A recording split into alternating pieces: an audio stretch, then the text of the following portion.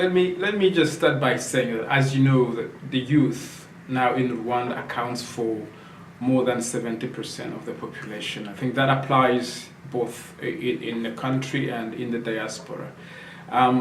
My main area of interest is in education and research. And as such, recently I actively participated in the first conference on women and the youth empowerment organized by the Rwandan High Commission in the UK. One of the important takeaways for me from that conference and from listening to young people, it was the desire for our young people in the diaspora to be educated in important values that underpin our being Rwandan and our culture, and the importance of having inspirational and achievers role model in the diaspora. So part of that has led me to think that what I should be or doing more is listening to those stories, listening to these young people, because I think one of the danger is trying to always get into action without listening. And I think what is important is just to be careful to listen to what the young people are saying, the stories they are telling, and the needs they have. So as such, what I think we are doing now is listening, and then the second thing is really compiling research on what's being done by young people, different generations of young people in the country, so that we can see in what way those actions can be used, or those stories can be recycled, improved, and applied to the context of the diaspora. But also more concretely, we are trying to work with universities and other academic institutions and industries to see if we can find internships for young people, so that not only do they get a good education, but also they have good prospects of finding well-defined and well-rounded professional careers here in the UK. Who are you working with specifically, and what are the challenges? Well, first of all, I'm working with the Rwandan diaspora, the Rwandan communities in the UK, because that is where the people are. That's where the different generations are, that's where the parents are, and that's where the stories are being told. I'm also working with the university, both the University of Manchester and my own college, because I think the university is very keen to reach out to Rwandan young people, Rwandan students, and we are very much in that conversation to make sure that a lot of young Rwandans have access to the opportunities that are being offered by the university. But obviously we have to work, and I do work with the High Commission as well, but also with the wide research community, which include an awful lot of people who are interested in listening to stories of young people. So I know it's and I'm sure there are people I haven't mentioned, but certainly there is a good cadre of people we are working with to try to foster not only a conversation but also programs that can benefit our young people over here.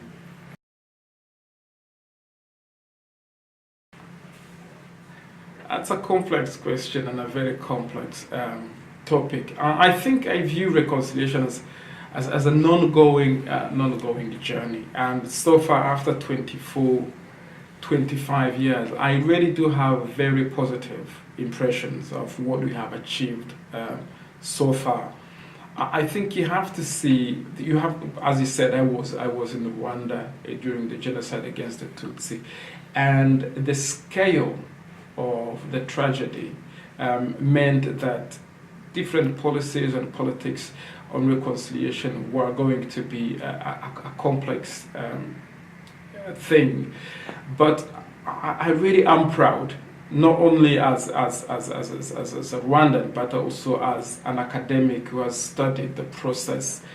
I think that the state has, and the government has done an incredible job in providing a framework for stability, for security, where issues of justice can be tackled, because I think without justice at the base of it, reconciliation wouldn't happen. And we have been innovative in ways that the world would not have imagined. I think whatever people might think about the shortcomings of Gacaca, I think Gacaca was a tremendous tool, a Rwandan instrument that helped to lay a very strong foundation for reconciliation, not only because it made justice possible, but also it brought the communities together to explore ways of going beyond Gacaca trials and how those communities, those grassroots communities, will tackle problems which will have come out of Gacaca itself. So I think that so far we have to be proud and we have to be pleased, but we cannot rest on our laurels and think that everything is done. Reconciliation is not a program. Reconciliation, as I said, is a journey, and reconciliation is something that is going to be ongoing. And there are many initiatives that the government is putting in place, but also an awful lot of initiatives that are coming from the bottom.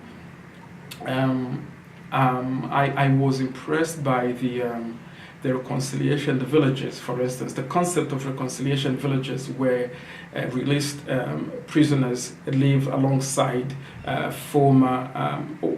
former victims.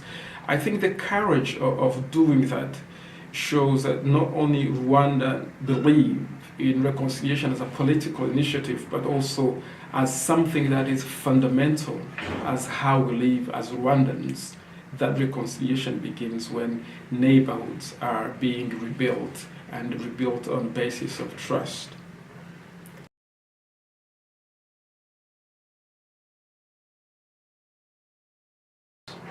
And I've been really interested in Rwandan politics over the last 25 years now, so after the genocide against the Tutsi, and this is one of the most fascinating and exciting program to be involved in. I like the idea that Ndumya Rwanda is now being explored as a vision, as a story that tells what it is to have a Rwandan spirit, as a philosophy, as a program, as something that is the essence of who we are as Rwandans. I think that Ndumya Rwanda has always been what the Rwandan spirit is about. So it's part of our past. It is our present, and it's also but fundamental. It's going to be what's going to define our future. And talking about Ndumya Rwanda and reconciliation, I think that Ndumya Rwanda, if it succeeds, and it will succeed because Rwandans are committed to that, if it succeeds for me, it's going to be the culmination of the process of reconciliation as such, because then we will have become truly one. And in this respect, I have to acknowledge and mention and salute the new initiative of Abarinzi b'Igihango, for instance, which is now introduced and incorporated in Ndumya Rwanda narrative, because it shows a commitment to bringing all stories of bravery, stories of courage, of what it is to be a courageous Rwandan in difficult circumstances.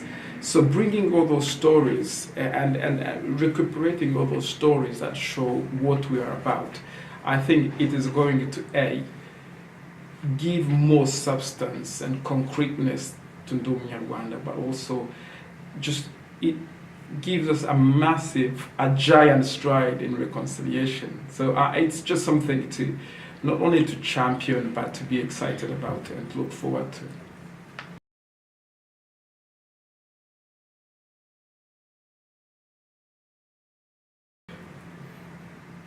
I think there's a writer who said that religion is the metrics out of which state modernity in Africa emerged, and there is no getting away from the fact that religion shaped politics, at least in modern politics in Africa.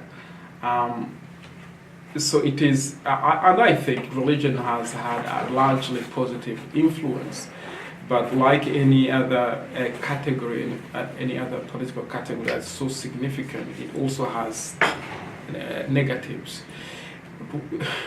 In Rwanda, unfortunately, we've had religion as such, and by that I mean institutional religion, has had a very complex relationship with politics. But again, we have to be aware that it has played a major role in the emergence of Rwanda as a state, and the formation of Rwandan people. It's changing the shape of it in Africa. It's influencing politics in Africa, but it is also in constant dialogue with African politics. I think it is an important thing in Rwanda that almost every religious body has acknowledged that they failed to provide the moral standards required during the genocide against the Tutsi. But I think it's out of that recognition that they can set about now to not only to provide the spiritual strength that Rwandan people and African people need, but also to be introspective, and out of that introspection try to imagine better practices and a better theology which can respond to challenges that Africa faces. And I think what religion can provide, not only to Rwanda and Africa, is providing a new story, a new narrative of hope, that we are not a hopeless continent, that we're not a doomed nation. And I think if they could come up with that story of hope, it will go a long way to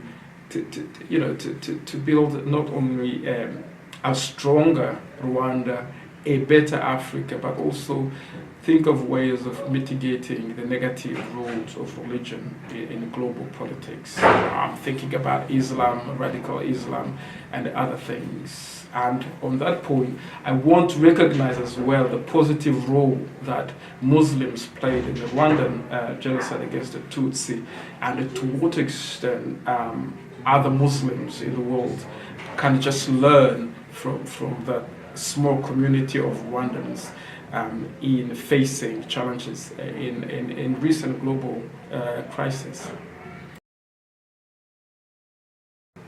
It's a complicated relationship, but a necessary one, and an inevitable one. I think there are strong historical ties and cultural ties through language and education, but I think the role had to be revisited and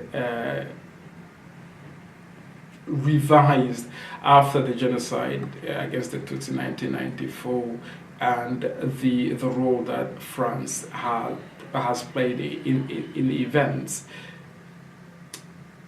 In any case, I think that there is need for people to take responsibilities for actions that the institutions have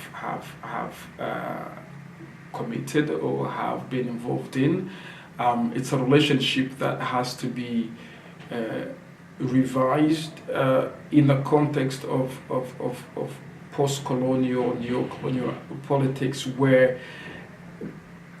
the Rwandan government is keen to follow its destiny and the destiny of its people.